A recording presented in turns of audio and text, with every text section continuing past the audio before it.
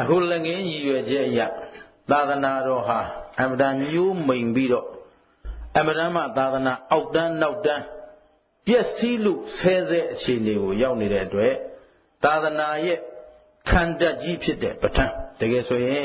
ဦးဇင်းတို့အမြင်ရပြောရရင်တနိုင်ငံလုံးကသံဃာတော်တွေ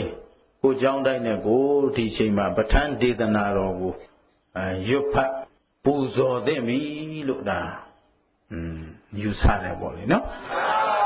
သာသနာတော်အတွက်အများပြည်သူအတွက်အနစ်နာခံနေကြတဲ့သာသနာသူရဲကောင်းကြီးတွေအများကျူရွတ်ဆောင်နေရတဲ့ပုဂ္ဂိုလ်တွေနစ်နာနေကြတဲ့ပုဂ္ဂိုလ်တွေအတွက်သာသနာတော်ကိုတတတအားအထောက်ပံ့ဖြစ်စေခြင်းအကျိုးငါပဋ္ဌာန်းဒေသနာကိုအခုကျမ်းမာရေးမကောင်းလို့ပြည့်လို့ဆဲဆဲဖြစ်နေရအခြေအနေဟောရင်မဲ့သေးသေးကွာဟောမှဖြစ်တော့မယ်ဆိုပြီးတော့ဒါစဟောတယ်လို့အလုံးမှတ်ပါနော်။ဒီနေ့ဘုန်းကြီးကိုလျှောက်တော့မင်းကျမ်းမာရေးနဲ့ဖြစ်ပါမလား။နောက်နေ့မှဟောခြင်းဟောပါလားပြောတယ်။နောက်နေ့တပည့်တော်ရှိခြင်းမှရှိမယ်ဗျာ။ဟုတ်ကလား။ပြောနိုင်သလား။ပြောတယ်။အဲ့တော့မထင်မှတ်တဲ့အနိစ္စသဘောတွေဟာအနတ္တသဘောတွေဟာဘာမှအစိုးမရတဲ့အတွက်ရှိတဲ့အချိန်ကလေးမှာရသလောက်တပည့်တော်သာသနာအတွက်သေဖို့ပြီးကျင်တယ်ဘာမှမလုပ်လိုက်ရပဲသေတာနဲ့စာရင်လှုပ်ပြီးတော့သေရတာကမြတ်ပါတယ်မှန်ပါပါဗျာယောဂီတို့အားလုံးလဲအခုဒီစခန်းဝင်ယောဂီများပေါ့လေ၃လတာမိမိတို့မှာတရားအားထုတ်နေတဲ့အတွက်တရားတော်ကိုဖြောင်းဖြောင်းမတ်မတ်နဲ့မိမိတို့ရွတ်တဲ့ဘိုးပြီးတော့သာသနာတော်ရဲ့နောက်ဆုံးခံတတ်ပေါ့လေနော်ဒီချိန်ကသာသနာအတွက်သိအရေးကြီးနေပါပြီအဲ့တော့အကုန်လုံးပြောလို့လည်းမပြောလည်းသိနေကြပြီနော်အဲ့တော့ငါတို့ဟာသာသနာတော်နဲ့တွေ့ရတဲ့အခိုက်သာသနာတော်အတွက်ငါတို့အစွမ်းကိုကြိုးစားပေးဆက်မယ်ဆိုပြီးတော့တရားကိုဖြောက်အောင်အားထုတ်ပြီးတော့အများအကျိုးကိုတည်ဖို့ပေးပါနော်သူတော်ကောင်းတို့တရားရွတ်ဆောင်သူတွေရှိမှဒီနေ့ဓမ္မနဲ့အာရမစစ်ပွဲမှာဓမ္မအရေးနှိမ့်နေတယ်အဲ့တော့ဦးဇင်းတို့တရားပေါ်မှာယုံကြည်မှုရတရားအမှန်တရားသည်စိတ်သုံးပျောက်ကွယ်ခြင်းမရှိဘူးအမှန်တရားဟာအနိုင်ရရမယ်သို့တော်နော်သို့တော်အမှန်တရားကိုရွတ်ဆောင်သူတွေမရှိတော့ရင်အမှန်တရားဟာကွယ်ရမယ်သာသနာဟာအချိန်တန်ရင်ဘာဖြစ်မှာကွယ်မှာအဲ့တော့ကွယ်ပြီဆိုရင်လေဒီဘုဒ္ဓဗုဒ္ဓမြတ်စွာသာသနာတော်ကြီးဟာဘယ်ကစကွယ်မလို့ပြောရင်ဒီပဋ္ဌာန်းကျမ်းတော်ကြီးကစကွယ်ဘယ်ကစကွယ်မလဲဘာလို့လဲဆိုတော့ပဋ္ဌာန်းကျမ်းတော်ကြီးဟာပဋ္ဌာန်းဆိုတာအကြောင်းအကျိုးကိုပစ္စယေနပစ္စယောမရှိဘူးလားပစ္စယေနပစ္စယောဆိုတာအကြောင်းကြောင့်ဖြစ်တဲ့အကျိုးတရားကိုပြောတာပဲနော်အဲ့တော့ပစ္စည်းဆိုတာကတော့ဒီအကြောင်းကိုဖြစ်စေတတ်သောတရားပါတယ်လေအဲ့ဒါပစ္စည်းပဲအကြောင်းကိုဖြစ်စေတတ်တဲ့အကြောင်းဤအထောက်ပံ့ဟာပစ္စည်းနော်ပစ္စည်းဥပ္ပံကတော့အကြောင်းတရားပေါ့အဲ့တော့အကြောင်းကြောင့်ဖြစ်တဲ့ဗာလဲအကျိုးတရားဆိုတာတွေရောမရှိဘူးလားအဲ့တော့အဲ့ဒါတွေကိုအနုစိတ်ပေါ့လေဘယ်ဘက်ကမှညင်းဆိုရှောက်လဲလို့မရအောင်သေချာခိုင်လုံတဲ့တကယ်အဘိဓမ္မာဒေသနာအစစ်ကြီးအဲ့တော့ဒီဒေသနာတော်ကြီးဟာအမတန်နဲ့ဆိုင်နဲ့ကျယ်ဝန်းနဲ့နဲ့နဲတယ်ဒေသနာဂံဘီယပေါ့လေဟောတဲ့နေရာမှာလည်းနဲ့နဲတယ်ဒီတော့နဲ့နဲတဲ့ကျမ်းတော်ကြီးဖြစ်တဲ့အတွက်လူတွေဟာတဖြည်းဖြည်းဉာဏ်တွေဆုပ်ယုပ်လာတယ်ကံတွေဆုပ်ယုပ်လာတယ်စိတ်ဓာတ်တွေချိုယွင်းလာတော့ခက်တယ်ဆိုရင်မသိတော့မသိလို့မလိုက်စားမသိကြတော့ရင်ကွယ်မှာခက်ဆုံးအစကွယ်မှာပေါ့အဲ့တော့သာသနာမကွယ်ဖို့ဆိုရင်ဒီပဋ္ဌာန်းကျမ်းမကွယ်မှဖြစ်မှာပြီးတော့သာသနာမှာအင်အားအကြီးဆုံးဟာလဲပဋ္ဌာန်းပဲဘာလို့လဲဒီပဋ္ဌာန်းဒေသနာသမိုင်းနည်းနည်းစပြောမယ်နော်ပဋ္ဌာန်းတရားတော်ဘယ်ချိန်ကစပေါ်လာသလဲမေးရင်ဘုရားရှင်ကိုယ်တော်မြတ်ကြီးဗောဓိပင်နဲ့ရွှေပလင်ပေါ်မှာဘုရားဖြစ်အောင်တော်မူပြီးတော့အဲ့ဒီအပရာဇိတပလင်ကြီးပေါ်မှာသဗ္ဗညုတဉာဏ်တော်ကြီးနဲ့တူပုဒ္ဓိအာဉာဏ်တော်ကြီးကိုကျက်စားပြီးတော့ပုဒ္ဓိအာဆိုတာဘုဗ္ဗေနိဝါဒဒေဝစကုအာသဝခေယဉာဏ်တော်ကြီးနဲ့ကျက်စားပြီးတော့မှသတင်းသုံးနေလိုက်တာ9ရက် ပလင်္ဂတတ္တဟနော်အဲ့ဒီမှာပဋ္ဌာန်းမပေါ်သေးဘူးနောက်ဘုရားရှင်ရဲ့ရောင်ရည်တော်တွေဘာတွေလဲဘုရားရဲ့အင်္ဂါရပ်တွေပြည့်စုံမလာသေးဘူးနော်အဲ့ဒီကနေ9ရက်ပြီးတော့တခါထပြီးတော့ပလင်ကနေထပလင်ဘက်ကိုဘောဓိပင်နဲ့ရွှေပလင်ဘက်ကိုပြန်လှည့်ကြည့်ပြီးတော့အဲ့ဒီနာကနေမမိတ်မတုံသောမျက်စိနဲ့ပလင်တော်ကိုအောင်တော်မူရာအောင်မြေအထိတ်အမှတ်နဲ့ကြည့်နေလိုက်တာအာနိမိတ်သတတ္တဟာနော်14ရက်ရှိသွားပြီပဋ္ဌာန်းပေါ်မလာသေးဘူးမှန်ပါဗျာအဲ့ဒီကနေမှတခါဈဉ္ညာလျှောက်နေလိုက်တယ်ဘောဓိပင်နဲ့လင်းလုံးပင်ကြ9ရက်တိုင်တိုင်ဈဉ္ညာလျှောက်တဲ့စင်္ကမတတ္တဟာနော်ဒီအချိန်မှာလဲပဋ္ဌာန်းမပေါ်သေးဘူးသာသနာပဋ္ဌာန်းမပေါ်သေးဘူးအဲ့တော့စရုဋ္ဌတတ္တဟာနော်ယရဏဂရတတ္တဟာလို့ခေါ်တယ်ဘာလို့ယရဏဂရလို့ခေါ်လဲဆိုဘုရားရှင်ကရွှေအိမ်ရွှေနန်းရွှေကျောင်းကြီးနဲ့သတင်းသုံးနေလို့လားမဟုတ်ပါဘူးမြက်ခင်းမမော်ထိုင်းနေတာပါပဲနော်အဲ့ဒါလေးရောနော်ဘာလို့ယရဏဂရတတ္တဟာခေါ်တယ်လဲမေးရင်အဲ့ဒီစရုဋ္ဌမြောက်တတ္တဟာမှာဘုရားကဒေသနာအစဉ်တွေကိုဉာဏ်တော်နဲ့ကျက်စားဉာဏ်တော်နဲ့လဲကျက်စားတော့အဘိဓမ္မာကျမ်းကြီးတွေ9ကျမ်းနော်ဓမ္မသင်္ကနီဝိပင်ဓာတုကထာပုဂ္ဂလပညာကထာဝတ္ထုယမိုက်ပဋ္ဌာန်း9ကျမ်းကိုအစဉ်အတိုင်းသူဉာဏ်ထဲမှာကျက်စားကြည့်ဓမ္မသင်္ကနီယုံနံဓမ္မကုသိုလ်အကုသိုလ်တွေခွဲခြားဟောကြားတဲ့ကျမ်းကြီးကိုဉာဏ်ထဲမှာစစ်ဆေးပြီးတော့သူသုံးသပ်တရားနယ်ပယ်ကကျင်းနေတယ်ဉာဏ်တော်ကြီးကကျဲနေတယ်မကျက်စားတော့နော်သမုဒ္ဒရာထဲမှာရှိတဲ့ဝေလာငါးကြီးတွေဟုတ်လားတိမီလာတို့ဘင်္ဂလတို့ဆိုတဲ့2ယူဇနာ3ယူဇနာ5ယူဇနာရှိတဲ့ငါးကြီးတွေဒီအေယာဝတီမြစ်ထဲလာချထားလို့သူတို့လှုပ်တာလူးတာသလားမလူးတာသမုဒ္ဒရာကျေဝတ်နဲ့ဆိုင်တဲ့ထဲမှာမှသူတို့လူးလွတ်လှုပ်ရှားပျော်ပါမြူးတူးလို့ရဒီလိုပဲတရားတော်ရဲ့နေပယ်သိချင်းနေတယ်ဘုရားရဲ့ဉာဏ်တော်ကသိချင်းမကျက်စားတော့အဲ့ဒီကဝိပင်ကဆိုတာခုနကုသိုလ်အကုသိုလ်ကိုပဲအသီးသီးခွဲခြားစိတ်ဖြာပြီးတော့ယုံနာဓမ္မတွေနဲ့ဝေဖန်ပြီးတော့ကြည်ပြန်တယ်ဒါလည်းမကျက်စားတော့သေးဘူးဟုတ်ပြီနော်တခါဓာတုကထာဆိုတာဓာတ်တွေအကြောင်းပြောတာဓာတ်18ပါးမရှိဘူးလားဒါတွေဝေဖန်ပြန်တယ်ဒါလည်းရောင်ကြီးတော်တွေကွန်မြူဘာညာမလာသေးဘူးအဲ့ဒီကနေဓာတုကထာပြီးတော့ပုဂ္ဂလပညာဆိုပညာဒီယုံနာဓမ္မရှိတာယုံနဲ့နာမယ်ဒါပေမဲ့လူယောက်ျားမိန်းမဖုန်ကြီးမေသီလပညာချက်တွေမရှိဘူးလားရှိပါရဲ့ဗျာပညာနယ်ပယ်အလိုက်အဆင့်တန်းဆိုတာရောမရှိဘူးလားရှိပါရဲ့ဗျာတန်ခါဂုံရည်နဲ့တန်ခါအဆင့်တန်းဒါပညာတိနယ်ပယ်မှာရှိနေတယ်ပရမတ္ထနယ်ပယ်မှာတော့ယုံနဲ့နာမယ်သူလည်းယုံနာကိုလည်းယုံနာဘာထူးလို့ဘာမှဒါပေမဲ့ပညာတိနယ်ပယ်မှာတော့ထူးပါလေ129သွယ်သောသိက္ခာပုဂ္ဂိုလ်ဆောင်ခြင်းပြီးသာသနာတော်ကို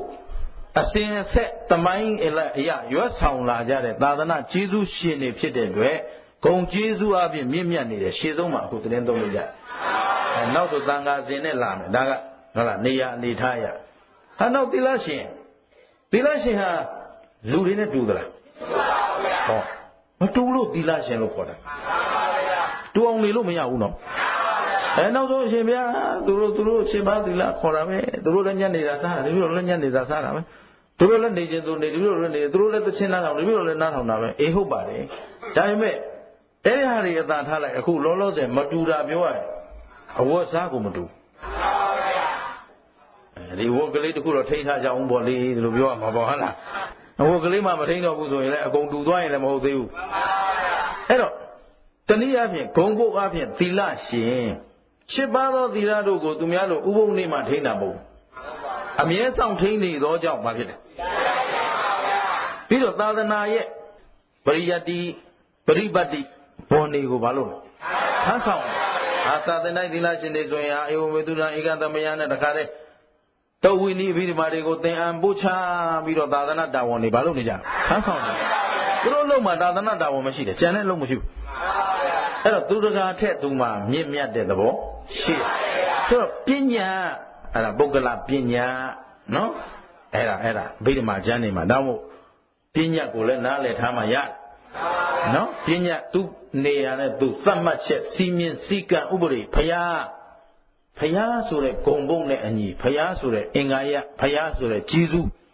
ရှုလားရှုပါဗျာလူတကာနဲ့တူသလားရှုပါဗျာကဲသူလူသားတွေကတော့လူသားတစ်ယောက်ပဲမှန်ပါဗျာဗုဒ္ဓ is a human ဗုဒ္ဓဟာလူသားပဲဒါပေမဲ့လူသားချင်းတူသလားမတူပါဘူးဗျာအဲ့ဒါလို့အဲ့တော့သခင်နဲ့ကျွန်းမရှိဘူးလားရှိပါရဲ့ပညာအဲ့ဒါပုဂ္ဂလပညာနော်ဒါတို့ကထာပုဂ္ဂလပညာကထာဝတ္ထုဆိုတာကတော့တို့စာပေသမိုင်းအရာကြီးရရဲ့အဲ့ဒီချိန်မှာဘုရားရှင်ဝေဖန်တယ်လို့တော့ဆိုတယ်ဒါပေမဲ့ကထာဝတ္ထုဘယ်ချိန်ကြမှာပေါ်တယ်လဲဆိုရင်သာသနာနှစ်200ကျော်မှတီဟိုကျွန်းမှာရှင်မောဂလိပုဒ္ဒ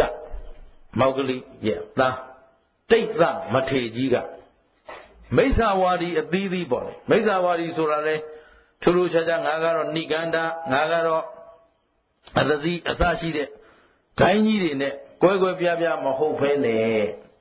ဗုဒ္ဓဘာသာတော့ဗုဒ္ဓဘာသာပဲတို့ဗမာပြည်သမိုင်းကိုကြည့်လိုက်ဟိုဗာမဲ့ဆရာတော်တို့ဟမ်ရှိတယ်နော်အဲ့ဒါဗုဒ္ဓဘာသာလဲဆိုသေး तू ကထွက်ရပေါ့ဘုံကြီးတဲ့နော်အဲ့တော့သံဃာထဲမှာမပါဟုတ်ပြီနော်ရကန်းစင်တောင်တို့ဘာညာអော်ထားတာတွေရှိတယ်နော်အဲ့သံဃာထဲမှာမပါဘာလို့ဘုရားရှင်ရဲ့ဝါဒဘုရားရှင်ရဲ့အဆုံးအမတိုင်းနေတာကျင့်တာမဟုတ်ဘူးမှန်ပါဗျာဟုတ်ပြီနော်မှန်ပါဗျာဒါလုံးလေးထိုးနေတယ်အင်းအိုင်ခလက်လက်ဖွဲ့လုံးနေတဲ့ဘေဒင်းတွေဟောနေတယ်ဘေဒင်းတွေတွက်နေတယ်အဲ့ဒါဘုရားအဆုံးအမနဲ့မညီဘူးမှန်ပါဗျာဘုရားရှင်ရဲ့အဆုံးအမနဲ့အညီကျင့်တာမဟုတ်တဲ့အတွက်သံဃာထဲမှာမပါဘူးမှန်ပါဗျာဟောအဲ့ဒီလိုသာသနာနဲ့ယုံပြီးတော့ဟုတ်လားအိန္ဒိယမှာသာသနာပြစ်လာတာအဲ့ဒါ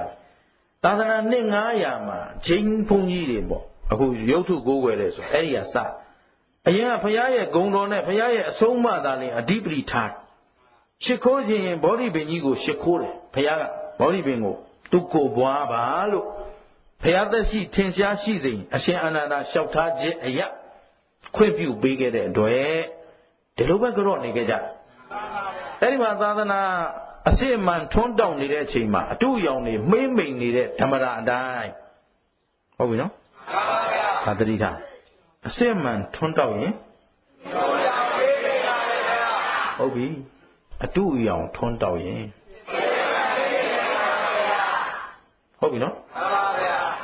အခုအတူရောင်သာသနာနဲ့မလျော်ကန်တဲ့အမှုကိစ္စတွေဟုတ်လားတကယ်ခေါင်းကြီးပိုင်းတွေကိုကမိစ္ဆာဒိဋ္ဌိအယူကိုးကွယ်ထားတဲ့အတွက်သာသနာဟာမိမ့်မိန်နေတယ်အမတန်အောက်တန်းကျအဲ့တော့ဒီအချိန်မှာဦးဇင်းတို့ကသာသနာကိုတကယ်မရွတ်ဆောင်ကြတော့ဘူးဆိုရင်မပေါ်နဲ့နော်မပေါ်ပါနဲ့အမတန်အရေးကြီးတဲ့ကာလရောက်နေပါပြီအဲ့တော့မပြတ်မလတ်သာသနာကိုရွတ်ဆောင်နိုင်မှနေရာကျအဲ့တော့အဲ့ဒါလိုမိမ့်မိန်လာတော့အတူရောင်တွေကနေရာမရှိတော့တဲ့အခါဒီချင်းဆိုတာလွယ်မတဲ့ဝါဒကိုးကွယ်တဲ့ပုဂ္ဂိုလ်တွေပေါ့လေအဲ့တော့သူတို့ဘယ်လိုမျိုးတွေလဲပြောနေရင်အဲ့ဒါနည်းနည်းရှုပ်သွားမယ်နော်ပြောရတာလည်းနည်းနည်းရှက်စရာကောင်းအဲ့တော့ချင်းတွေထားအဲ့ဒီတလွဲကိုးကွယ်တဲ့ပုဂ္ဂိုလ်တွေကထားစရာတောက်စရာအစင်မပြေတော့သာသနာထဲဝင်လာဘုန်းကြီးလုပ်တယ်ဒါပေမဲ့ဘုန်းကြီးသံဃာအရေးတော့ခြုံထားတယ်ခုနပြောသလိုပဲတန်ခါနဲ့မကြောခင်ဓာတ်လုံးထိုးနေတယ်။ဘာကြားမြင်နေဟောနေတယ်ဒါဟုတ်သလား။ဟုတ်ပါဗျာ။ဒါလုပ်ရတဲ့အလုပ်တွေမဟုတ်ဘူး။ဘုရားရဲ့အဆုံးအမထဲမှာမပါဘူး။မှန်ပါဗျာ။အဲ့တော့ဝိနည်းပညာချက်ထဲမှာဒါအာဘသင့်စေပြောထားတယ်ဒါမှမလုပ်နေတယ်။ဆိုအဲ့ဒါလိုပဲဂျိန်းတွေကဘာလို့လဲ။ဘုရားဆုံးမတဲ့ပရိယပရိပတ်အလုပ်ကိုမလုပ်ဘူး။သူတို့ဘာလို့လဲ။သူတို့တတ်ထားတဲ့ပညာတွေနဲ့ဓာတ်လုံးထိုးမယ်။အင်းအိုင်ခလက်လက်ဖွဲ့တွေလုပ်မယ်။နောက်ဒီပြင်ဘာလုပ်လာသလဲလူများကြီးညိုကိုးကွယ်ခံကျင်တော့ရုပ်ပွားတော်တွေထုလာသူတို့ဗပုထုကျွမ်းအဲ့တော့ထုပြီးတော့ဒါဘုရားရှင်ရဲ့ရုပ်ထုတော်လေးဆိုပြီးစကိုးကွယ်ခဲ့ကြတာနော်အဲ့လိုပေါ့လေအုံရောကြောက်ရောဖြစ်လာခဲ့ကြလို့ဒါမှမဟုတ်ဘုရားရှင်ရုပ်ထုတော်တွေမှာလည်းအထူးဂရုစိုက်ကြဖို့လိုတယ်ပြောတာနော်အဲ့တော့အဲ့ဒီမှာ အခုကထာဝတ္ထုပေါ်လာတာရှင်မမောက္ကလိပုဒ္ဒတိတ်သမထေကြီးကအဲ့ဒါလို့သာသနာထဲမှာရောဝင်ပြီးလာတဲ့မိစ္ဆာဒိဋ္ဌိတွေဘေရင်ဘုန်းကြီးဆေးဘုန်းကြီးဓာတ်ဘုန်းကြီးနတ်ဘုန်းကြီးမရှိဘူးလားရှိပါဘူးအဲ့ဒါလို့တွေများလာတော့မှဒီဝါဒတွေကိုဝေဖန်ပြီးတစ်ခုချင်းတစ်ခုချင်းကိုအနုစိတ်စစ်ပိုင်းပြီးတော့တခါတည်းကြာနာဟောထားတဲ့ဒေသနာဟာသာသနာနှစ်200ကျော်မှတိတိကျပြောရင်218ခုနှစ်ကြာမှပေါ်လာဒါလည်းဘုရားရှင်ကိုတော်မြတ်ကြီးဗျာဒိတ်ပေးခဲ့တယ်လို့ဆိုပါတယ်ငါပြိဋိဘံစံပြီးနောက်နှစ်200ကျော်မှဒီမထေမြတ်ကကထာဝတ္ထုကိုဟောလိုက်မယ်လို့ဒီလိုဆိုတယ်ဒါတော့တိတိကျကျဦးဇင်းတို့ဦးဇင်းကိုယ်တိုင်တော့မလေ့လာသေးဘူးဒါပဋ္ဌာန်းသိပ္ပံဆရာတော်ဘုရားကြီးနဲ့ရှေ့ပဋ္ဌာန်းလက်ဆောင်လာကြတဲ့ပုဂ္ဂိုလ်တွေချပို့ခဲ့တဲ့ပုဂ္ဂိုလ်တွေရဲ့ဆိုစကားကိုပြန်ပြီးတော့ဦးဇင်းဆိုတယ်လို့ပဲမှတ်ပါနော်အဲ့ဒါလို့ကထာဝတ္ထုအဲ့ဒီချိန်ပေါ်တယ်ကထာဝတ္ထုဆိုတာတော့ဘာလဲခုနဝါဒတွေကိုစစ်ပိုင်းပြထားတယ်နော်အဲ့ဒါပြီးတော့မှယမိုက်နော်ယမိုက်ဆိုတော့လေဒုနည်းဆိုတာပဲကုသိုလ်အကုသိုလ်ယုတ်နံအနုလုံပရိလုံအကြောင်းအကျိုးတွေကိုယမိုက်ကြတော့အသွားပြန်လှုပ်လာပြီနော်အဲ့ဒါလို့ပြန်လန်ဝေဖန်ဆန်းစစ်စည်းစစ်ဟောကြားထားတဲ့ယမိုက်ကြီးကိုယမိုက်ကျမ်းကြီးကိုခါတဲ့ညံတော်နဲ့ကျက်စားတယ်မကျက်စားတော့အခုဒီနောက်ဆုံးပါလေပဋ္ဌာန်းနောက်ဆုံးပါလေပဋ္ဌာန်းပဋ္ဌာနာနော်အမတမအနန္တနယနိနံလိတ္တရတွေကျွယ်ဝလုံးလို့နိပရိယေတွေစုံလုံးလို့ဘယ်တော့ပဲရွေ့တောင်ပြောလို့မရဘူးဘာလို့လဲဆိုတော့ပဋ္ဌာန်းကျမ်းတွေကိုပြန်ကြည့်နော်ပဋ္ဌာန်းကျမ်းကြီးမူရင်းကျမ်းကြီး၄ကျမ်းဓမ္မနုလောမကျမ်းဓမ္မပစ္စနိယကျမ်းဓမ္မနုလောမပစ္စနိယကျမ်းပစ္စနိယနုလောမကျမ်းမူရင်းကျမ်းကြီးကဘယ်နှကျမ်း၄ကျမ်းအဲ့ဒီ၄ကျမ်းမှာမှတခါတိကပဋ္ဌာန်းဒုက္ခပဋ္ဌာန်းတိကပဋ္ဌာန်းကတအုပ်ဒုက္ခပဋ္ဌာန်းကတစ်ပိုင်းတိကဒုက္ခကတစ်ပိုင်းဒုက္ခတိကကတစ်ပိုင်းဒုက္ခကတစ်ပိုင်းတိကကတစ်ပိုင်းဆို6ပိုင်းရှိတယ်အဲ့တော့ခုနက၄ကျမ်းလုံးမှာဓမ္မပစ္စနိယတိကကျမ်းဓမ္မပစ္စနိယဒုက္ခကျမ်းဓမ္မပစ္စနိယဒုက္ခတိကကျမ်းဓမ္မပစ္စနိယတိကဒုက္ခကျမ်း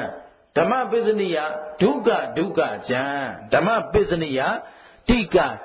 ကျမ်းဆိုပြီးတော့6လေးလီ24အဲ့ဒါကို20ပဋ္ဌာန်းကျမ်းကြီး24ကျမ်းဒီလိုခေါ်တယ်နော်ပဋ္ဌာန်းကပစ္စည်းဘယ်လောက်ရှိတာအဲ့24ပစ္စည်းက24ကျမ်းမဟုတ်ဘူးနော်လက်ပြန်ကြရင်ဒေသနာအစဖွင့်ရင်ဦးဇင်းတို့နမောတတ3ချိန်ရွတ်မယ်ပဋ္ဌာန်း24ပစ္စည်းကိုရွတ်မယ်ရွတ်ပြီးမှတရားစဟောမယ်ဟုတ်ပြီလားအားလုံးအဲ့တော့သာသနာတော်ကိုရည်မှန်းမှာအများအကျိုးကိုရည်မှန်းမှာဟုတ်ပြီနော်နစ်နာသူဆုံးရှုံးသူအသက်ပေးသာသနာအတွက်ရွတ်ဆောင်နေသူတွေအားလုံးကိုရည်မှန်းပြီးတော့ဒီကနေ့ဦးဇင်းတို့သာသနာကိုတအားထောက်ပံ့ကြမယ်ဘာမှမလုပ်နိုင်ဘူးလုပ်နိုင်တာတွေအများကြီးရှိနော်ရှင်းတယ်နော်အဲ့ဒီမှာအခုဦးဇင်းတို့ခုနပဋ္ဌာန်းကျမ်းတွေဝေဖန်ပြလိုက်တော့တချို့ဦးဇင်းတို့အထင်မှာအယူမှာယူဆထားတာက24ပစ္စည်းကို24ကျမ်းဒီလိုယူဆထားအမှန်ကမဟုတ်ဘူးဓမ္မပစ္စနိယတိကကျမ်းမှာလည်း24ပစ္စည်းပါတာပဲဓမ္မပစ္စနိယဒုက္ခကျမ်းမှာလည်း24ပစ္စည်းပါတာပဲအဲ့တော့ပစ္စည်းဓမ္မတစ်ခုတိုင်းမှာဓမ္မစဉ်တစ်ခုတိုင်းမှာ24ပါးသောပစ္စည်းအထောက်ပံ့တွေကိုဝေဖန်ပြီးဟောတာဆိုတော့ခုန24ကျမ်းနဲ့24ပစ္စည်းနဲ့သာပြန်မြောက်ကြည့်စမ်းရှင်းသလားအဲ့ဒီနီးတွေအကျွဲအသွဲဆိုတာဒါမသိကြဘူးလားအဲ့ဒီမှာဘုရားရှင်ရဲ့ဉာဏ်တော်ကြီးနဲ့ကိုမြူးချလိုက်တော့ဒုက္ခတိကပဋ္ဌာန်းက3ပါးစုဘယ်လိုကျေးဇူးပြုနေတယ်ဟေတုအမြစ်ကဖြင့်3ပါးကဘယ်လိုအာရမဏအာယုန်အနေနဲ့3ပါးစုကဘယ်လိုကျေးဇူးပြုလဲအဓိပတိအချင်းမှုအနေနဲ့ဟာတိကပဋ္ဌာန်းကတိက3ပါးစုကဘယ်လိုကျေးဇူးပြုနေတယ်ဟောဘုရားတဖူးချင်းစစ်ပိုင်းသွားလိုက်တော့ဟာတိကဒုက္ခ3ပါးကနေ2ပါးကိုဒုက္ခတိက2ပါးကနေ3ပါးကိုတိပတိက3ပါးကနေ3ပါးကိုဟောအစုလိုက်တခါရဲ ဟေတုပစ္စည်းကဘယ်လိုကျေစုပြုတယ်အာရမဏကဘယ်လိုကျေစုပြုတယ်အာရမဏပစ္စည်းအနေနဲ့တိက3ပါးစုကိုဒုက္ခ2ပါးစုကဘယ်လိုကျေစုပြုနေတယ်ဟောဘုရားအပေါ်ယံခေါင်းစဉ်လေးလောက်ပြောတာတော့မောနေအောင်ပြောဟမ်ရှင်းသလားဒါနဲ့အတန်ကျဲတယ်ဆိုတာမသိကြဘူးလားခင်ဗျားတို့ကဏန်းလေး6လုံးထိုးရတာ1000ဖြစ်သွားတာနိရှင်းသလားနှလုံးထုတ်တော့100လေဟုတ်ကဲ့လားအဲ့ဒါအဲ့ဒါလိုပဲအခု24ကို24နဲ့ပြန်မြောက်ကြည့်ရင်ကိုခင်ဗျားတို့နေဥထွက်လာအဲ့ဒါလိုနီးအသွယ်နဲ့ဦးဇင်းတို့ဒီဒေသနာတွေယုံ nant ဓမ္မအစဉ်တွေကိုဝေဖန်ဆန်းစစ်ပြီးတော့အကျေသုံးသပ်တော့မှဘုရားရှင်ရဲ့ဉာဏ်တော်ကြီးဟာသမုဒ္ဒရာထဲရောက်နေတဲ့တိမိလပင်္ဂလငါးကြီးတွေလို့အမှန်တမ်းမှသူလွန်လူးကျက်စားလို့ရသွားအဲ့လိုလွန်လူးကျက်စားလို့ရမှဘာဖြစ်လာဆိုဉာဏ်ကကြီးလာဟုတ်ပြီနော်မှန်ပါဗျာဘုသူတော်တို့မှလည်းပြီးသည်အတုံးမချပဲနော်ပြစ်ထားခဲ့တဲ့ဉာဏ်တွေအလုံးမရှိတယ်မှန်ပါဗျာဘုရားစကားစကြတဲ့ကဦးဇင်းဆိုခဲ့တဲ့စကားတစ်ခုရှိတယ်ဒီလို3လစခန်းဝင်နိုင်မှုလွယ်သလားပြောပြီအဲ့ဒီစကားရဲ့အတိမ်နဲ့ကိုခင်ဗျားတို့စဉ်းစားနော်အိုးပြအိမ်ပြစီးပွားရေးနဲ့တာရေးသမီးရေးပေါ့လေစီးပွားရေးမလုပ်ရတော့ဘူးဆိုတော့အခု90 80ကြီးတွေလဲတကယ်တော့မြင်းမြစ်တန်ရောစင်နဲ့မထွက်နိုင်ဘူးအဲ့ဒီအားလုံးကိုစွန့်လွတ်ပြီးတော့ဒီမှာ3လပြီးတော့ဒီမှာ3လစခန်းမှာလဲဦးဇင်းတို့ကအလုတ်ကိုဦးစားပေးတဲ့စခန်းဖြစ်တဲ့အတွက်ပုဂ္ဂိုလ်ကိုငဲ့ပြီးတော့ပြောလို့မရမရတော့ဦးဇင်းတို့ကအလုတ်တိုးတက်ရေးအတွက်အဓိကထားပြီးတော့တွန်းအားပေးတော့တချို့တက်ကြီးရွယ်ဦးတွေမလိုက်နိုင်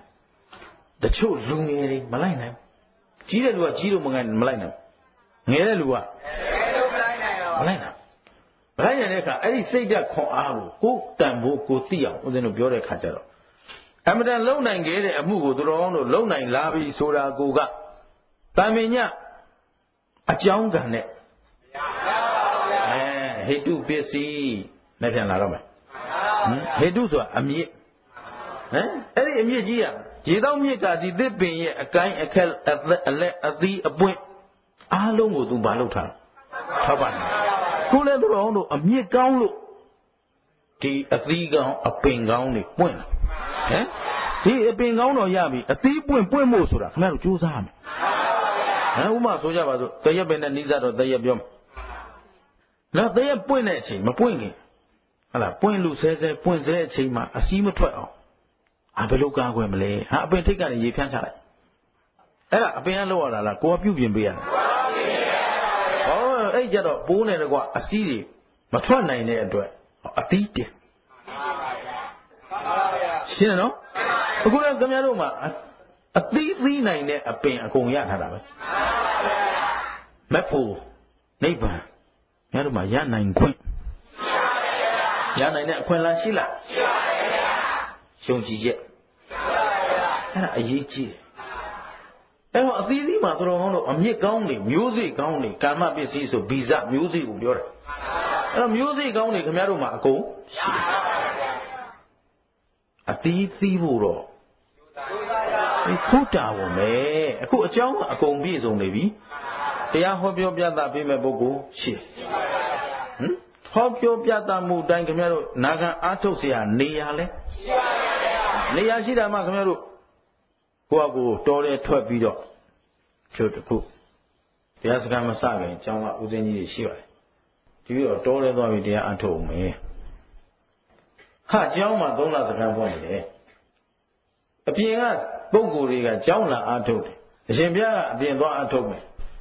နည်းနည်းစဉ်းစားကြည့်ဦးကွာဟတာလေးတစ်ခုပဲပြောကြောင်းမှာအဲလိုဆုံးခံထွက်เสียဒါပေမဲ့စာရေးတော့တာဘာမှဖန်တီးစရာမလိုဘူးအချိန်တန်တရားအထုတ်ရုံပဲအချိန်ပြည့်အလုပ်လုပ်လို့မရဘူးလားဟေးအပြင်သွားရင်ဆုံးခံတာနဲ့နေတစ်ပိုင်းကုန်ဥရုဒံနော်ရာဇီဥရုတဘာဝပဝန်းကျင်ဘေးဒံ နေရာဌာနဆိုတနေရာနဲ့တနေရာပြောင်းပြီဆိုတာနဲ့ဌာနမရှိဘူးလားရှိပါရဲ့ဗျာအေးဒါဒီအားလုံးကလွတ်မြောက်နေတဲ့ဒီမှာအားလုံးလူသောထဲမှာပဲခုပတ်ဝန်းကျင်မှာတုပ်ကွေးတွေကိုယ်မရတော့မကိုယ်ကိုယ်လည်းနည်းနည်းပါးပါပဲဒါဓမ္မဝုဒတကယ်စိတ်ထဲကရွတ်ဆောင်ထားရင်ဒါကြော်မြောက်သွားမှာအားလုံးဒါနောက်ထပ်ရက်ဘာမှမလိုတော့ဟမ်အဲ့ကြံရှိတဲ့ရက်မှာဦးဇင်းတို့ခုပြောချင်တာအထူးတာဝန်ရှိတယ်နော်အထူးဟိုတချို့တပည့်တို့အပြင်ထွက်ချင်တာလမ်းအောင်ထွက်ချင်တာမထွက်ပါနဲ့ဦးဇင်းတာဟုတ်ဆိုတပည့်တို့တာဝန်မမဲ့ခြင်းဘူးဟုတ်ပါတယ်မမဲ့စီရပါအခုတာဝန်ခုဒီမှာသာသနာတာဝန်ကျောင်းတိုက်ထဲကနေရွတ်ဆောင်လို့ရမရသိရေးကြည့်အကုန်ဆုံးရှုံးပျက်စီးခံလို့မဖြစ်ဘူးဗျာလို့ရသလောက်ကြံပြီးကြံသလောက်ကောင်းအောင်လုပ်အောင်မယ်ရှင်းလားအဲ့တော့ခုခင်ဗျားတို့ကြံခဲ့တဲ့လူတွေနော်ဒါကြံခဲ့တဲ့လူတွေအဲ့တော့ဒီလူတွေတာဝန်ရှိသလားရှိပါရဲ့ဗျာအကောင်းဆုံးကြံတဲ့ရက်ကိုဓမ္မအတွက်အသက်ပေးပြီးတော့ဓမ္မသာလျင်ငါတို့အတွက်မိခိုးရဓမ္မသာလျင်အားထားရဓမ္မသာလျင်ရွတ်ဆောင်ရဓမ္မဘက်တော်သားအဖြစ်နဲ့တရားကိုနှလုံးသွင်းပါမှန်ပါဗျာအကြောင်းနဲ့ပစ္စယေနပစ္စယောဆိုတာဒါပဲအကြောင်းရှိရင်အဲ့တော့အခုဓမ္မနဲ့အာရမပွဲကြီးမှာဓမ္မဘာလို့ရှုံးနေတယ်လဲဓမ္မအားနည်းနေလို့ပေါ့ခင်ဗျားတို့ကျတို့ယင်ထဲမှာကိုကလောဘဒေါသမောဟတွေမရှိဘူးလားရှိပါရဲ့အဲ့တော့ဓမ္မဆောင်ခြင်းသူတို့မှာဓမ္မအားနည်းနေလို့ဓမ္မမအောင်နိုင်တာပဲမှန်ပါဗျာရှင်းတယ်နော်ရှင်းပါဗျာအကြောင်းကံကအကြောင်းအကျိုးဆိုတာဒီပစ္စည်းတွေဟောတဲ့အခါပိုထင်ရှားလာလိမ့်မယ်ဟေတုပစ္စည်းပဲကြည့်ကြစို့အမြင့်အနေနဲ့ထောက်ပံ့တာတော့တရားဒါမနဲ့ပြန်အကျေဟောမှာအဲ့တော့အမြင့်မှာလဲအမြင့်6ပါးဆိုကြပါစို့နော်စာသင်သားတွေမှာတော့အခြေဟောရင်15ပါးရှိအဲ့တော့ဦးဇင်းတို့တော်ကောင်းတို့သိတဲ့သိလိုက်တဲ့သိအပ်လောက်တဲ့အချင်းအပြင်ပြောရင်6ပါးကုသိုလ်ဓမ္မဘက်က3ပါးအကုသိုလ်အာဓမ္မဘက်က3ပါးအကုသိုလ်ဆိုတာအာဓမ္မကုသိုလ်ဆိုတာဓမ္မဆိုတော့အကြည့် level ကတော့အတူတူပဲကုသိုလ်ဓမ္မနဲ့ဆောင်ကျင်းသူတို့အပေါ်မှာမူတည်တို့အမြင့်အထောက်ပံ့ပေးမှာကအကုသိုလ်ဓမ္မကအာကြီးနေအကုသိုလ်ပင်ကြီးပဲစီပင်ပြန့်ပြောနေမှာပေါ့ဘောဓိပင်နဲ့ရွှေပလင်ပေါ်မှာဘုရားရှင်ကိုရောမြတ်ကြီးမျက်ရှိဆုပ်ကျဲလိုက်လို့ပလင်ကြီးပေါက်လာတဲ့အခါပထမဦးဆုံးရောက်လာတာတော့နတ်ကောင်းနတ်မြတ်သမာဓိဝါနတ်ကောင်းနတ်မြတ်တွေပဲပူဇော်ကြမလို့ဒါပေမဲ့နောက်ကခရာသံပေးပြီးတော့ဘင်သံပေးချီတက်လာဘယ်လိုလဲမန္နမိစ္ဆာဒီမိစ္ဆာနတ်တွေဟာစัจ java လာတိုက်တောင်ပြေးသွားတယ်တမန်နတ်တယောက်မှမရှိတော့မှန်ပါဗျာဒါနဲ့ဓမ္မပျောက်သွားရောလားပျောက်ပါဗျာဓမ္မဘက်ကမန္တန်ကြီးမလို့တပါးလေးရှိချတာဟမ်ဖယားတပါးလေးဗျဟမ်အဲ့ဒီတပါးလေးပြုတ်သွားရင်ပြီးပြီမှန်ပါဗျာဟမ်တော်သေးတာဗျတို့ဖယားကျေးဇူးတင်အောင်ပါဟမ်သူမင်္ဂလာဆိုကြောက်လို့ပဲနားနေရာမှတော့သိပါဘူးမှန်ပါဗျာရှင်းသလားအခုတော့ဘုရားမတုံမလို့ပဲငါတယောက်ကြံတော့တာတဲ့ငါပြေးလေဓမ္မပြီးပြီတဲ့တော့ပါလားဓမ္မကွယ်တော့မှာအဲ့တော့ဓမ္မဘက်ကတော့ငါပြေးလို့မဖြစ်ဘူးဆိုဘုရားကလည်းဘာလို့လို့နောက်ဆုံးသူလည်းလက်ကြံခွန်အားလေးနဲ့ပထဝီမြေကြီးကန်လိုက်ဟောဒီဘောဓိပင်နဲ့ရွှေပလင်ဟာငါလေးသင်ချေနဲ့ကဘာသိကုသိုလ်တရားတွေဖြည့်ကျင့်လို့ပေါ်လာတာမာနမင်းနဲ့မဆိုင်ဘူးဒါမှသက်သေရှာလေးရဲ့ဟမ်သူကသူပြေးကျင့်ထားတာပဲမဲ့ငါးဘာငါလှုပ်လို့ရထားတာလို့လိုက်ပြောလို့ရသလားမရတော့ဟောဒီမဟာပထဝီမြေကြီးအသိกว่าဆိုတော့မှစัจ java လာတိုက်တစ်သောင်းလုံးအိုးတိန်ဆက်ကဲ့သို့မှု့ရမ်းပြီးတော့ဒါဓမ္မဘက်ကဒီသက်မဲ့ရုပ်ဝတ္ထုတွေအကူအညီပေးသွားလို့ရှင်းသလားအဲ့ဒီမှာမာနနဲ့တကွာစစ်တီတွေအကုန်ပြေးတော့မှာဓမ္မအောင်လံကိုထူနိုင်တယ်ရှင်းတယ်နော်အဲ့ဒီနေညကဒါဖျားထွက်ပြေးရင်ဖျားဖြစ်မဲ့ပုဂ္ဂိုလ်ပေါ့လေသိတဲ့အခါအဲ့ချိန်ဖျားမဖြစ်သေးပါဘူးအလောင်းတော်နော်ဆိုတော့သူ့ရဲ့ဇွဲလုံးလာတတ္တိအမှန်တမ်းမှမကောင်းလား ခုလဲခင်ဗျားတို့ဓမ္မနဲ့တော့တွေ့ပြီဘာနဲ့တွေ့တော့ခုဖယားနဲ့တွေ့သလားတွေ့လားတွေ့တယ်တရားနဲ့ရောသံဃာနဲ့ရောအမတန်ကောင်းတဲ့ကံတွေပေါ့ဟမ်ဒါပေမဲ့အသုံးချမှအသုံးချမှလဲကျင်းကလားဟမ်အမြင့်ကိုကြည့်လေကိုယ်တို့ဘက်ကအာကိုယ်တို့ဘက်ကကျင်းတယ်နော်အဲ့တော့အားကြီးတယ်အားနည်းတယ်ဆိုသူကတော့အပြိုင်ပဲဟမ်ဆောင်ကျင်းမှုပေါ်မှာမူတည်တယ်ကျင်းတယ်လားကဲဟိုးဘုရားရှင်ကိုရောမြတ်ကြီးဟောထားတဲ့ဒေသနာတစ်ပုဒ်အရာဦးဇင်းတို့မြို့ထဲမှာနောက်ဆုံးဟောခဲ့တဲ့တရားတစ်ပုဒ်ဒီနှစ်အတွက်ပေါ့လေဒီဝါတွင်အတွက်ဟာဒေဝရကြီးမူသားစကားပြောတယ်ဒေဝရမင်းနော်ဒေဝရအလောင်းမင်းကမူသားပြောသူကစัจ जा မင်းမျိုးဆက်မဟာသမရမင်းကနေလာလိုက်တာမင်း60 10မြောက်နော်ဥပဝရဆိုတဲ့မင်းစัจ जा မင်းကြီးသူကမူသားပြောတယ်အဲ့ချိန်မှာမူသားဆိုတာမပေါ်သေး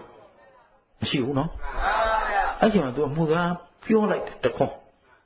အကိုနဲ့ညီနဲ့နော်သူနဲ့အလင်းသိတဲ့အမတ်ကိုသူယာရုပေးချင်တာနဲ့ညီကိုအကိုကိုညီလို့လိုက်တော့မူသားပြောလိုက်တဲ့ချိန်ပြောချင်းမလို့မမျိုးဘူးခင်ဗျမမျိုးဘူးခင်ဗျအဲလိုဖြစ်ချင်တာလေရှောက်မတွေးဟမ်ရှင်းလားဟောအဲ့ဒါပြောချင်တာအောင်မလေးငါတို့ဓမ္မတွေဒီလောက်ရွတ်ဆောင်နေတာဓမ္မဘက်တော်သားတွေဘာလို့ကြဆုံးနေတာလဲဟာအချိန်လိုသေးတယ်ဟမ်အဲ့ဒါဓမ္မဘက်ကဆုပ်ယုပ်လိုက်ရင်ခုနဘုရားရှင်ကိုရောမြတ်ကြီးသာထပြေးရင်ကွယ်ပြီအခုလည်းကြည့်ဘုရားအလောင်းကကောင်းကြမယ်နော်ယသိကြီးတရားဟောနေစကားပြောနေရှင်မင်းကြီးမလိမ္မာနဲ့လိမ္မာရင်ရှင်မင်းကြီးဒီလိုဆိုးကျိုးတွေလာလိုက်ဟောပြောလိုက်တော့ဘာဖြစ်လဲဒီမင်းတွေဟာကောင်းကင်ပြန်နိုင်တယ်ခရုံးကကြာညိုနံသင်းခန္ဓာကိုယ်ကစံတကူးနဲ့မွေးနေတာစัจ जा မင်းကြီးဆိုတာနော်ကောင်းကင်ကိုဘာရင်ထားမှမလို့ပဲသူအလိုရှိသလိုသွားနိုင်တယ်ပါဗျာအဲ့ဒါမူသားတခွန်းပြောလိုက်တော့အဲ့ဒီစီးစိမ်ကြီးပြုတ်ကြပါမေးမမျိုးသေးဘူးသဘောပါလားအောင်မအဲ့ဒါခုခမရတို့ခုရေတွင်တူခုရေကြည်တော့ရှင်လို့သူ့မှာလည်းသူ့ကုသိုလ်သူ့အချိန်ဆိုရှိသေးတာ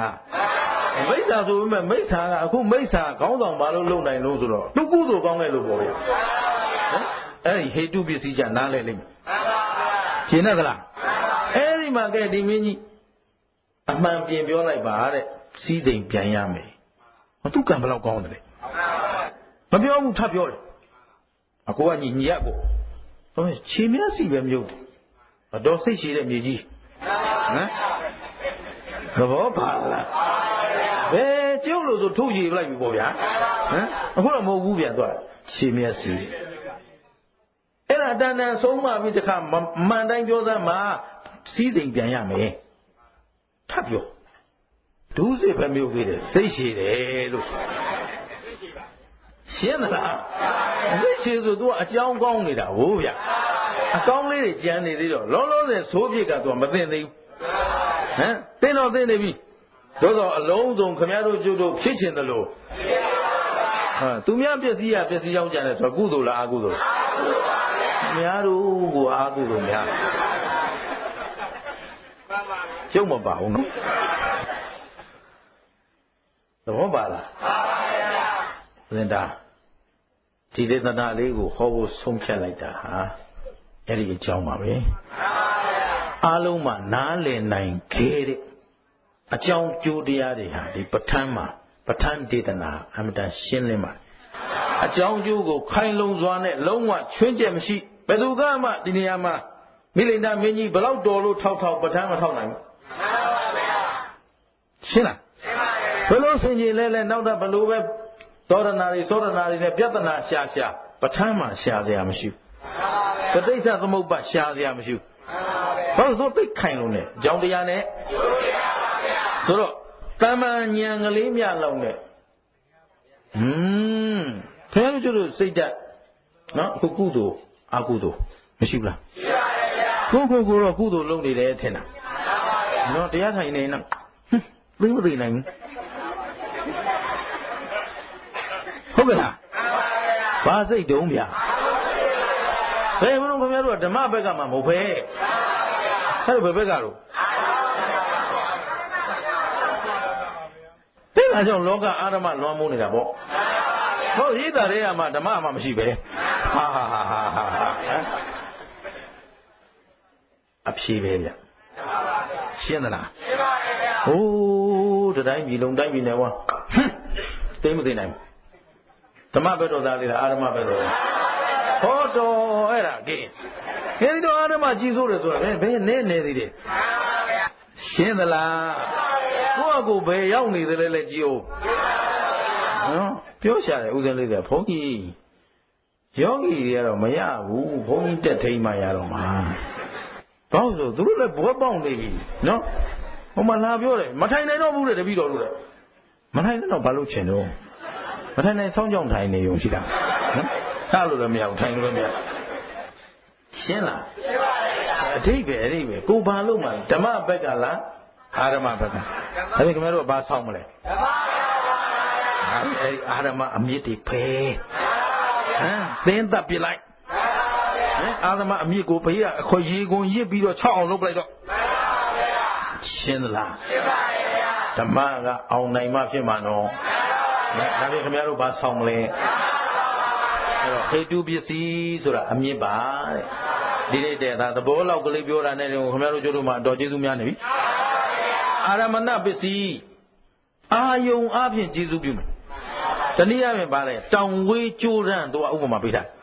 ဆိုတောင်ဝေးကျိုးရန်ဆိုတာမတန်မစွမ်းတဲ့သူအတွက်ဒီတောင်ဝေးရမှီရတိရမဟုတ်ဘူးလားဟုတ်ပါရဲ့ဗျာအခုခင်ဗျားတို့လည်းရုပ်တည်နံနေမရှိဘူးလားရှိပါရဲ့ဗျာဒီရုပ်နံကသူ့ကြည့်မစွမ်းဘူးဗျမှန်ပါဗျာ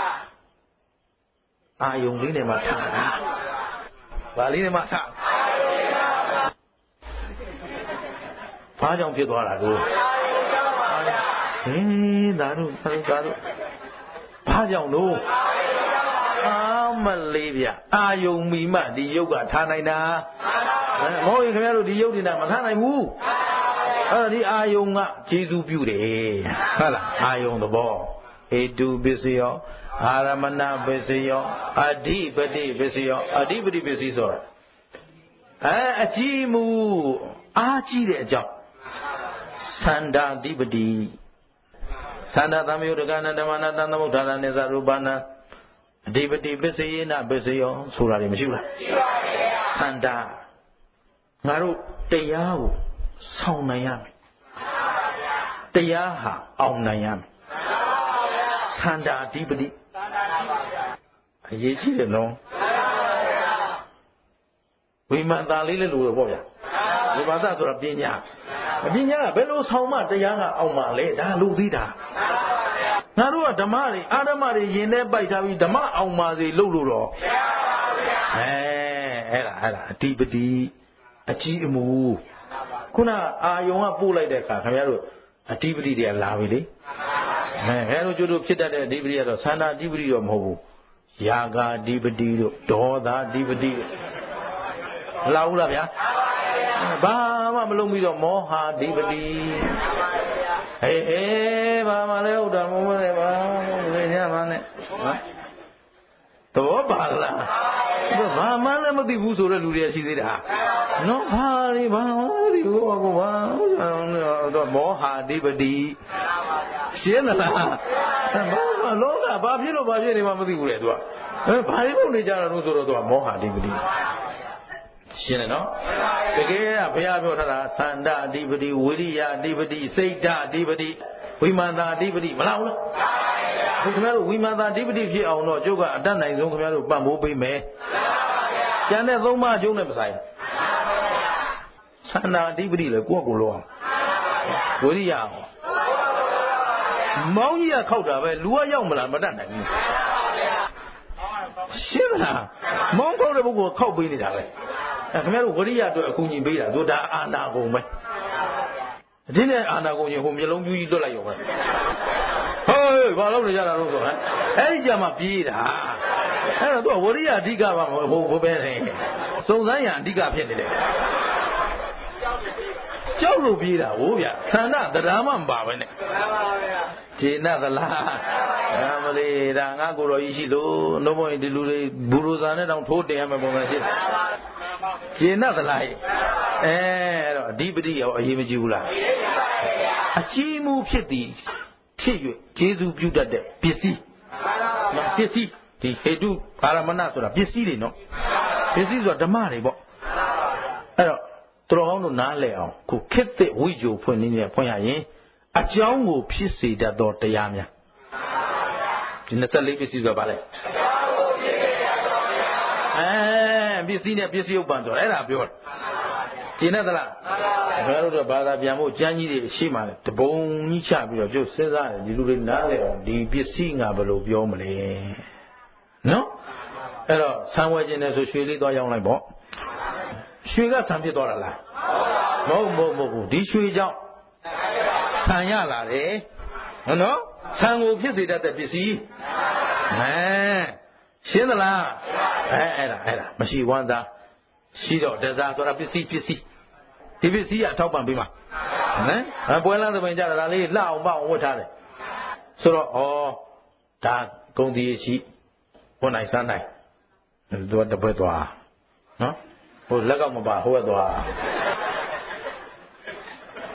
ပစ္စည်းကခွဲသွားတာဟုတ်ရှင်းသလားသူကပစ္စည်းပါမှာဖြစ်မှာပါသလား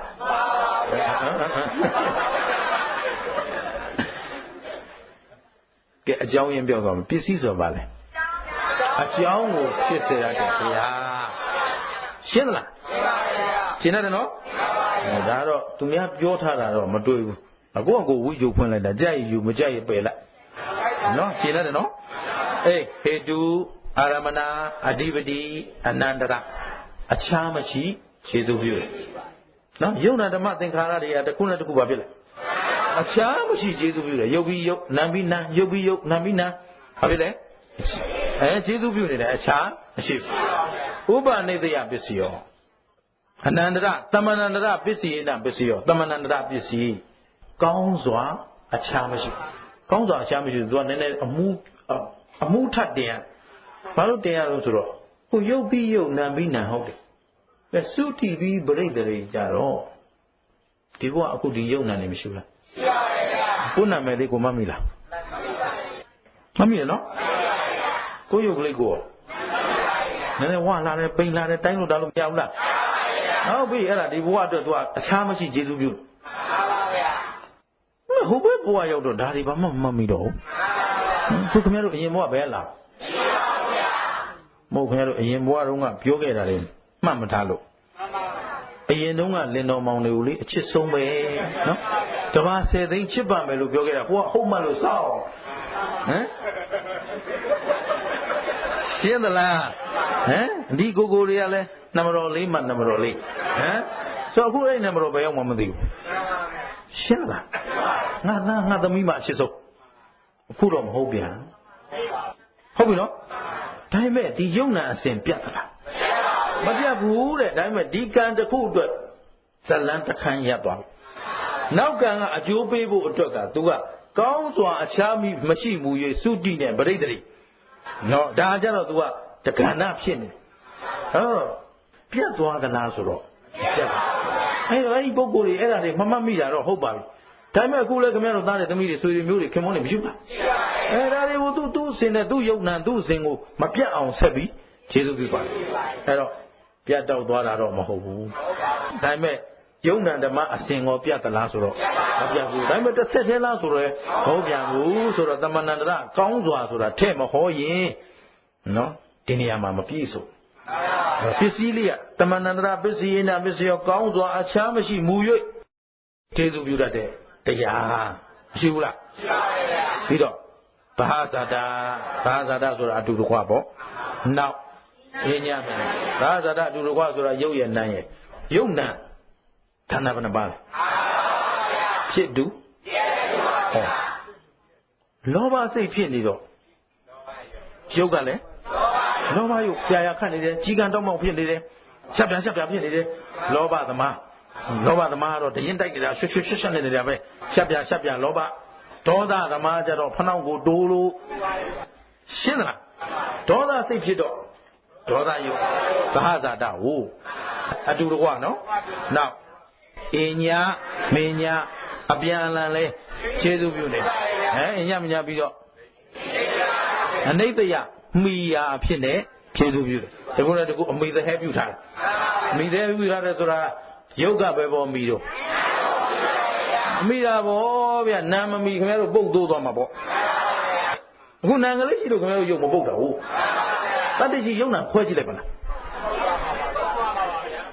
တချို့ပြောသလိုယုတ်နဲ့နာကွဲပါလားတဲ့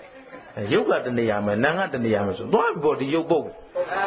မိထားတာကြားကန်ထားတာရှင်းနော်နောက်လာမယ်တာဟုတ်ကလားအဲ့တော့ဥပနိတယအာကြီးသောအကြောင်းအာကြီးသောမိယာဟုတ်ပြီနော်ဒါတွေလည်းလာမယ်ဥပနိတယဘယ်လိုအာကြီးတယ်လဲဘယ်လိုမိမှလဲပစ္စည်းတွေကအဲ့ဒီအာကြီးတဲ့အမိမရှိဘဲနဲ့ငါတို့ဒီယုံနာဓမ္မတွေမဖြစ်နိုင်ဘူးရှင်းသလားအဲ့ဒါကပစ္စည်းတစ်ခုချင်းရဲ့တတ္တိတွေပစ္စည်းကဘာလို့တတ်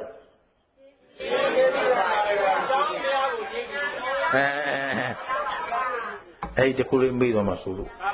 နော်ပစ္စည်းဆိုတာအကြောင်းကိုဖြစ်စေတတ်တဲ့တရားအကြောင်းကိုကျေးဇူးပြုပေးတဲ့တရားပစ္စည်းရှင်းတယ်နော်ဒါဟာဘယ်အကြောင်းကြောင့်လို့ပြောနိုင်တာပစ္စည်းရှိလို့ရှင်းသလားဟဲ့ကောင်းပြီဥပနိဒေယပစ္စည်းပြီးတော့ဘုရိသတာဆိုတာရှေ့ကဖြစ်ပြီးကျေးဇူးပြုတယ်ဒါရှေ့ကသွားမယ်သူကရှေ့ကသွားမှာပဲရှေ့ကနေကျေးဇူးပြုနေတာပစ္စာသာဒနောက်ကကျေးဇူးပြုအဲ့တော့ရှေ့သွားကရှေ့ကကျေးဇူးပြုသွားတယ်ရှေ့ကသွားသည်ဖြစ်ရင်ကျေးဇူးပြုပစ္စာသာဒအားလုံးရှေ့သွားကြီးဖြစ်နေလို့လေအားလုံးနောက်လိုက်ကြီးဖြစ်နေလို့လေဟောဓမ္မပစ္စည်းတွေကသူ့သဘောနဲ့သူအစဉ်ရှေ့နောက်ရှိနေလို့အစဉ်ဆက်နေတာပေါ့ရှေ့နောက်မရှိရင်အစဉ်မဆက်နိုင်အဲ့တော့ပုရိသတာပစ္စည်းပြီးရင်ပစ္စာသာဒပစ္စည်းဆိုတာလည်းမရှိဘူးလားပစ္စာသာဒပြီးတော့အာသေဝနာဆိုတာအဖန်ဖန်အထက်ထထုံမွန်းထားဗါလဲ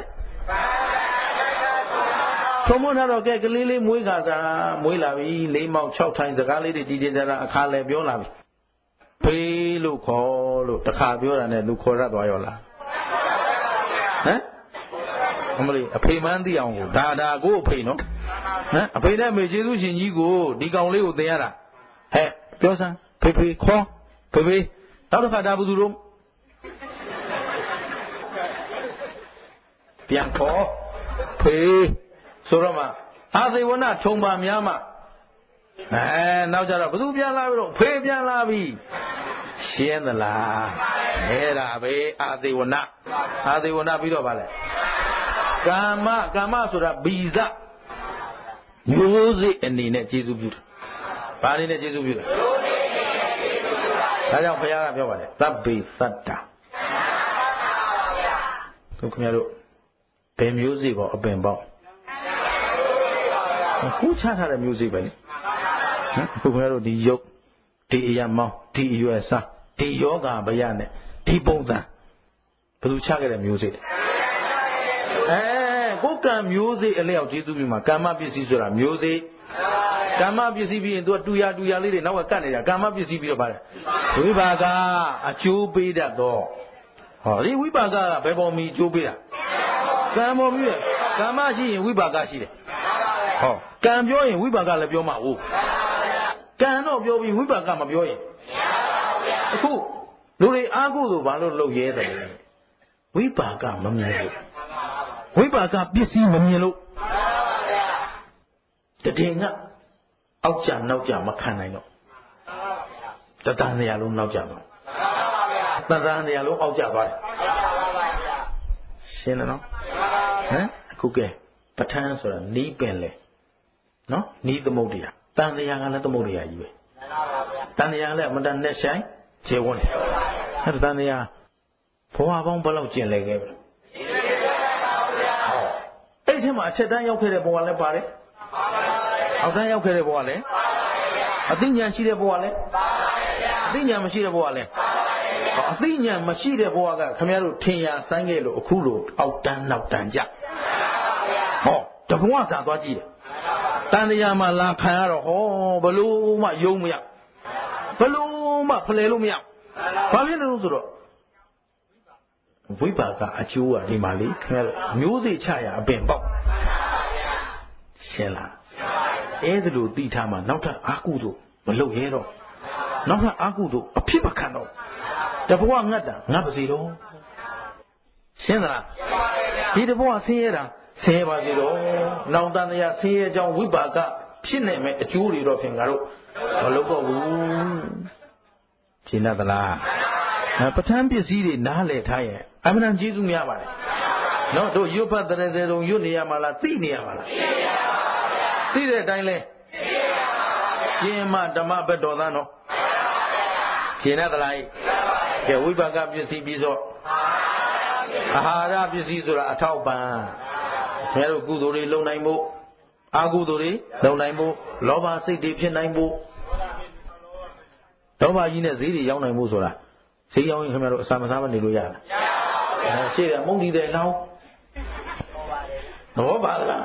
ဘာလို့ဆိုဒီအာဟာရကြီးကထောက်ပံ့ထားမှអော်နိုင်ဟစ်နိုင်ရောင်းနိုင်လိန်နိုင်ကောက်နိုင်ပါဘူးရှင်းသလားအဲ့တော့အာဟာရအထောက်ပံ့ကောမရှိဘူးလားဒီခန္ဓာကိုယ်ကြီးကိုရွတ်ဆောင်နိုင်ဖို့ကုသိုလ်အကုသိုလ်တွေဆိုတော့ဒါလည်းသိဖို့မလိုဘူးလားအာဟာရကလည်းမျိုးမျိုးရှိသေးတယ်စိတ်ဓာတ်အာဟာရစိတ်နဲ့နေတာအစာစားလို့စားကြရမလို့ရှင်းတယ်နော်ဟိုဝိပါကအာဟာရဟိုပြိတ္တာတို့ကြတော့ဝတ်အကြောင်းကထောက်ပံ့ထားတဲ့အာဟာရအဲ့ဒါကြသူတို့ဘာမှမစားဘူးစားခြင်းစိတ်နဲ့အမြဲတမ်းဆာလောင်ပြီးနေတာ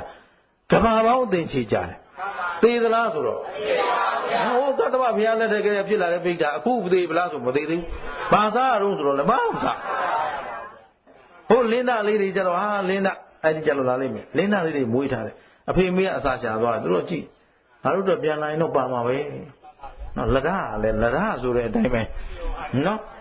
မျောနေရတာအဖေမေကဘယ်တော့ပြန်လာရှင်းသလားဟိကဲအဲ့တော့မြို့ထဲပြန်ရမယ့်လူတွေလဲအချိန်နီးလာပြီအဲ့တော့အခုပဲရပ်ပေးမယ်နော်အဲ့ဒီနေ့တိုင်ပင်နည်းနည်းလွဲသွားလို့နိုင်ကြည့်နေတာပါမပူပါနဲ့ဟောအဲ့တော့ဒီနေ့တိုင်ပင်နည်းနည်းလွဲသွားတဲ့အတွက်အချိန်နောက်ကျသွားတယ်မနေ့ပြန်ကို6နာရီခွဲတိတိမှာ9မောင်းခောက်အဲ့ဒါဦးဇင်းလာမမေးလိုက်ကြတဲ့အတွက်ဒီကတော့အစင်းသက်ဖြစ်နေပါတယ်သင်္ကန်းယုံပြီးထွက်လာတယ်မောင်းမခောက်ရသေးဘူးအဲ့တော့6နာရီခွဲတိတိမှာ9မောင်းခောက်မယ်9နာရီမတ်တင်းမှာစပေးမယ်ဒါဆိုပြေးလေတယ်နော်မပူပါနဲ့ don't worry ဟုတ်လားအဲ့တော့အဲ့ဒီပစ္စည်းတွေခိုးတော့စောအောင်မပြောနိုင်တော့ဘူးနော်အဲ့တော့အရေးကြီးတဲ့အကြောင်းတွေကပေါ်လာပြီကိုအဲ့တော့ဒေါသလည်းမဖြစ်စေနဲ့သောကလည်းမဖြစ်စေနဲ့ဓမ္မလေးရွတ်ဆောင်ပြီးအကြောင်းကျိုးဆင်ခြင်ပြီးပြန်ညာခိုင်းနာကြအောင်လို့ဗျာ